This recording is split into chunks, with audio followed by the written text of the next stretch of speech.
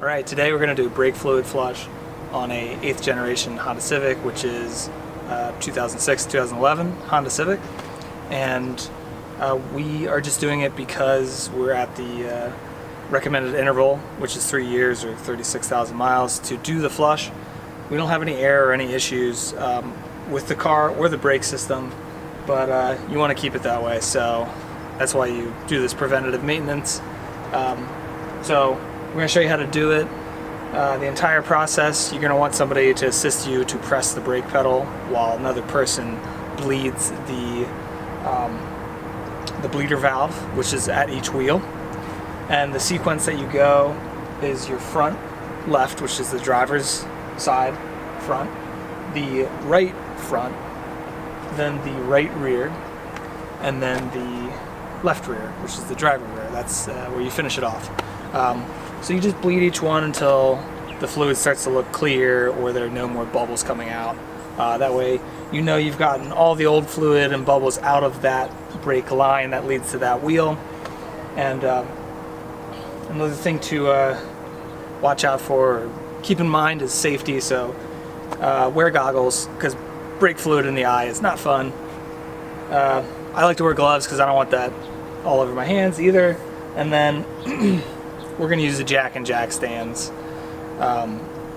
because we're going to change the wheels, rotate the tires as well, and also it just makes it easier to have the car lifted up when you're doing this. Gives you more space to work, and have a rag available too to clean up any little bit of mess. So let's get to it. Okay, here's the tools you'll need for the brake fluid flush. You have a jack. Jack stands out for safety, of course. Your brake fluid, towels or rags, safety protection, and also your wrench. And of course, your water bottle with the hose to help you bleed the brakes. Alright, so fill up the water bottle, brake fluid. For us, this is going to work right there. 5:30 seconds. Or that 3.97 millimeters. 5:30 seconds, just vacuum hose. You're supposed to use clear hose, but we're cheap and we couldn't find clear hose, so that's what we got. Alright, so before you start, put the car in gear, first gear, and yank that e-brake. Make sure it's nice and tight. There we go. So that'll keep the car from rolling away.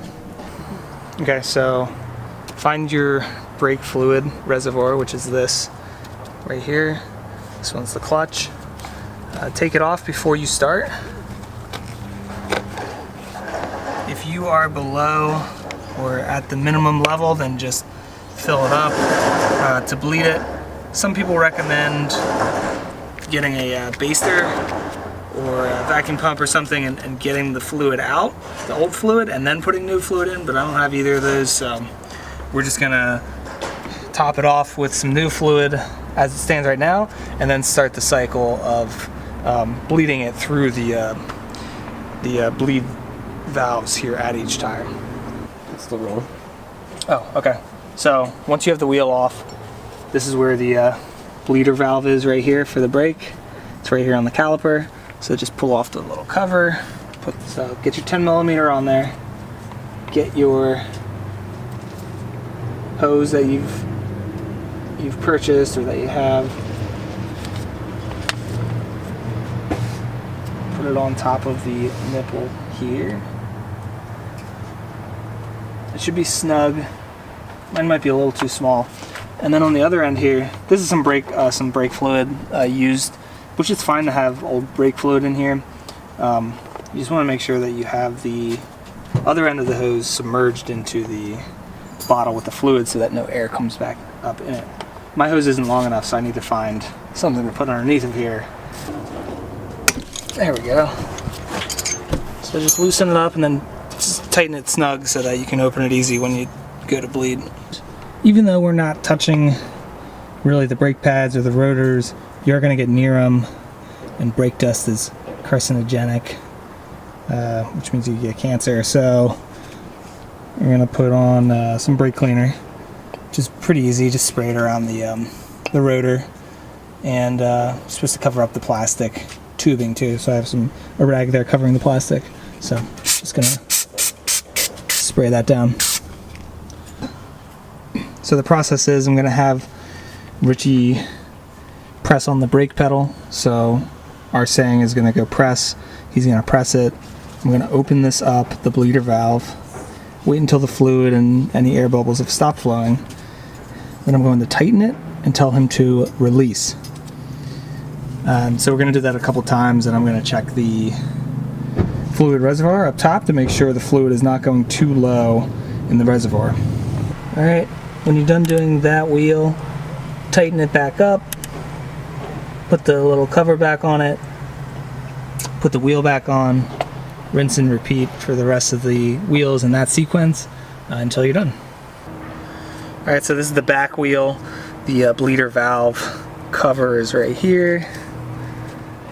Okay, so that's it. You've bled all the brakes. When you put your tires back on, just make sure once the vehicle's on the ground, torque the tires to spec. You go on a star pattern with a 5 lug wheel. And your old fluid, dispose of that properly. Take it to, I don't know, some auto stores take it depending on the state. In California, you take it to a hazardous waste disposal and they'll take care of it. And make sure you test out your brake system, drive around a parking lot, make sure that it works and that everything's tightened up good, and so you can brake. That's always a good thing. That's the whole purpose of this, keep the brakes in good health. Alright, thanks for watching.